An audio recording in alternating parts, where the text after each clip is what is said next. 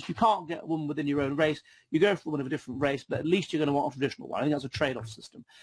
Math Guy also says, have you done DNA test by 23andMe? Yes, I have. I'm 100% English.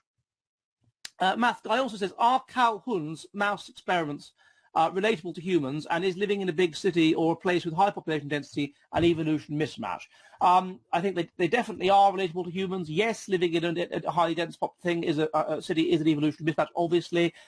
Yes, they are relatable to humans in terms of mutational load and how this will mess up the colony and how this will mean that people don't have children anymore and how this will mean that people behave in maladaptive fashions. So I think they are definitely transplantable over to humans in every way.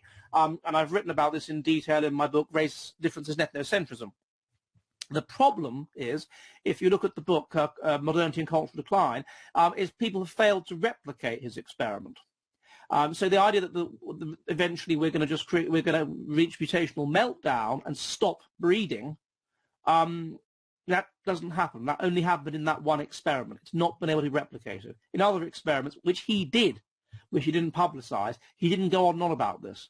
And because failures to replicate don't tend to get published, these are all obscure theses and things that aren't published, but it's looked at in Modernity and Cultural Decline by Saraf et al., so you can have a look there.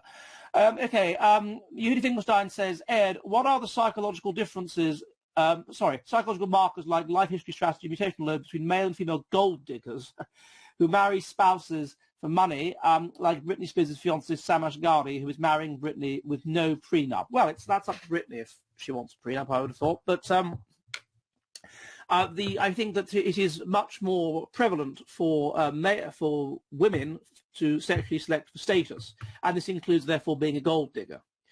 So you would expect males, if males are sexually selecting for status, then the evidence is that when they marry women that are older than them, and this could be an example of selecting for status, then they are quite sort of childlike. Whereas the women that do this, they're just fast life history strategists.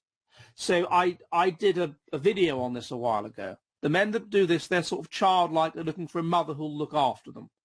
And now the difference there, of course, is that she's a pretty young thing. But that same psychology could come in. That he wants someone to look after him, whereas the woman is just the gold digger. It's our strategist. Okay, Eunice Paker Finch says,